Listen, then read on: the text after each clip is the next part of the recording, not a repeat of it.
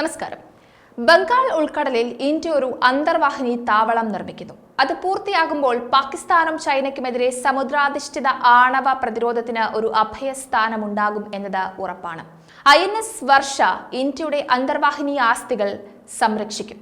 അതെ, ഇന്ത്യയുടെ അഭിലാഷ പദ്ധതിയായ വർഷ 1680 ഏക്കർ വിസ്തൃതിയുള്ള നാവിക താവളം കിഴക്കൻ തീരത്ത് റാംബലിയിൽ അതിവേഗം തയ്യാറെടുക്കുന്നതായി റിപ്പോർട്ടുകൾ പുറത്തുവന്നു കഴിഞ്ഞു. സമീപകാല ഉപഗ്രഹ ചിത്രങ്ങൾ ദ്രുതഗതിയിലുള്ള വികാസത്തെ സൂചിപ്പിക്കുന്നുണ്ട്. പദ്ധതി അതിന്റെ നിയുക്ത സമയപരിധിക്കുള്ളിൽ പൂർത്തീകരിക്കാനുള്ള പാതയിലാണ് എന്നുള്ളത് വ്യക്തമാണ്. 12ലധികം ന്യൂക്ലിയർ പവർ ബാലിസ്റ്റിക് മിസൈൽ അന്തർവാഹിനികളുടെ ഒരു കപ്പൽശാലയ്ക്ക് വേണ്ടി രൂപകൽപ്പന ചെയ്ത തന്ത്രപ്രധാനമായ നാവിക താവളമാണ് പ്രൊജക്ട് വർഷ. ബേസിന്റെ ഭൂഗർഭ സങ്കേതം ഇന്ത്യയുടെ SSBN, അതായത് സബ് സർവീസ് ബാലിസ്റ്റിക് ന്യൂക്ലിയർ, അവയെ ആകാശ ഭീഷണികളിൽ നിന്നും ഒളിഞ്ഞു നോക്കുന്ന കണ്ണുകളിൽ നിന്നും സംരക്ഷിക്കുമെന്നും ന്യൂക്ലിയർ എഞ്ചിനീയറിംഗ് ആവശ്യമായ പിന്തുണ സൗകര്യങ്ങൾ നൽകുമെന്നും വാഗ്ദാനം ചെയ്യുന്നു.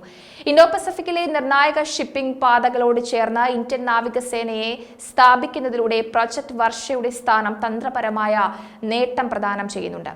ഈ സാമീപ്യം പ്രാദേശിക ഭീഷണികളോട് വേഗത്തിൽ പ്രതികരിക്കാനും ഇന്ത്യയുടെ ആണവ സ്ഥാപനമായ ഭാഭ അറ്റോമിക് റിസർച്ച് സെന്ററുമായി സഹകരിക്കാനും സഹായിക്കുന്നു. ഇന്ത്യയുടെ നാവിക പ്രതിരോധം ഗണ്യമായി വർദ്ധിപ്പിക്കുന്നതിനാണ് വർഷ പ്രൊജക്ട് രൂപകൽപ്പന ചെയ്തിരിക്കുന്നത്. ഇത് സുരക്ഷിതവും ഭൂഗർഭ അടിത്തറയിൽ നിന്ന് ആണവ സായുധ അന്തർവാഹിനികളെ വിന്യസിക്കാനും അനുവദിക്കുന്നു. ഇന്ത്യൻ മഹാസമുദ്ര മേഖലയിൽ അതിശക്തമായ സാന്നിധ്യം നിലനിർത്തുന്നതിനും രാജ്യത്തിന്റെ സുരക്ഷ ഉറപ്പാക്കുന്നതിനും ഒരു പ്രധാന നാവിക ശക്തി എന്ന നിലയിൽ അതിന്റെ സ്ഥാനം ശക്തിപ്പെടുത്തുന്നതിനുള്ള ഇന്ത്യയുടെ പ്രതിബദ്ധത എടുത്തു പറയണം. INS വർഷ ഇന്ത്യയുടെ അന്തർവാഹിനി ആസ്തികൾ സംരക്ഷിക്കും. പാകിസ്ഥാനും ചൈനയും ഉയർത്തുന്ന ഇരട്ട ഭീഷണികളെ നേരിടാൻ ഇന്ത്യ കരുത്തോടെ പ്രവർത്തിക്കും എന്നത് മനസ്സിലാക്കണം.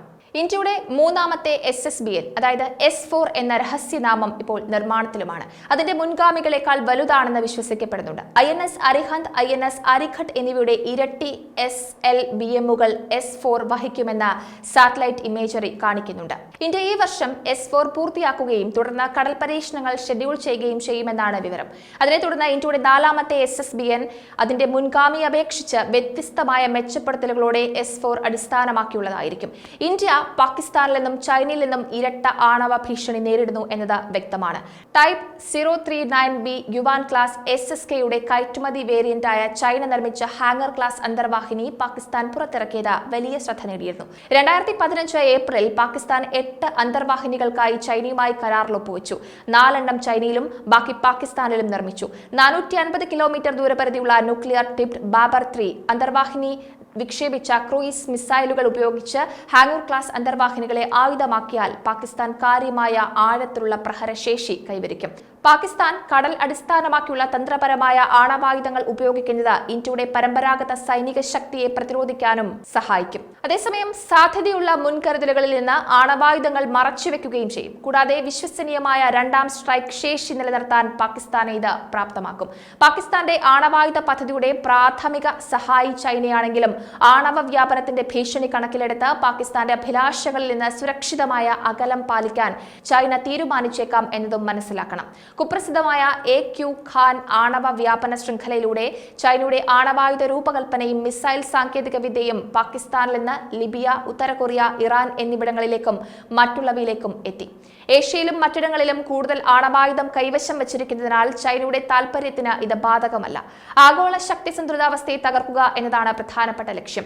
എന്നാൽ പ്രൊജക്ട് വർഷ ബംഗാൾ ഉൾക്കടലിനെ പാകിസ്ഥാനും ചൈനയ്ക്കുമെതിരെ ഒരു SSBN കോട്ടയായി ഉപയോഗിക്കാൻ തയ്യാറെടുക്കുകയാണ്. ഇന്ത്യയെ ശക്തമായി മുന്നോട്ട് കൊണ്ടുപോകാൻ ഇതിന് സാധിക്കും. എന്തായാലും പ്രൊജക്ട് വർഷ ഇന്ത്യയുടെ SSBN അവയെ ഉപഗ്രഹങ്ങളും വിമാനങ്ങളും കണ്ടെത്താതെ സുരക്ഷിതമാക്കും, അത് ഉറപ്പാണ്. ഒരു ഇന്ത്യൻ SSBN കോട്ട തന്ത്രത്തിൽ ബംഗാൾ ഉൾക്കടൽ ഇന്ത്യയുടെ വരാനിരിക്കുന്ന മൂന്നാമത്തെ വിമാനവാഹിനി കപ്പലും അതിന്റെ അകമ്പടിയും പോലെയുള്ള ഉപരിതല ആസ്തികളാൽ സംരക്ഷിക്കപ്പെടും. എന്തായാലും പാകിസ്ഥാനും ചൈനയ്ക്കുമെതിരെ ശക്തമായ നീക്കങ്ങൾ തന്നെയാണ് ഇന്ത്യ നടത്തുന്നത്. എന്തായാലും ശക്തമായ പ്രതിരോധ കവചം തീർത്തുകൊണ്ട് പാകിസ്ഥാനും ചൈനയ്ക്കും ചുട്ട മറുപടി കൊടുക്കാൻ തന്നെയാണ് ഇന്ത്യയുടെ നീക്കം.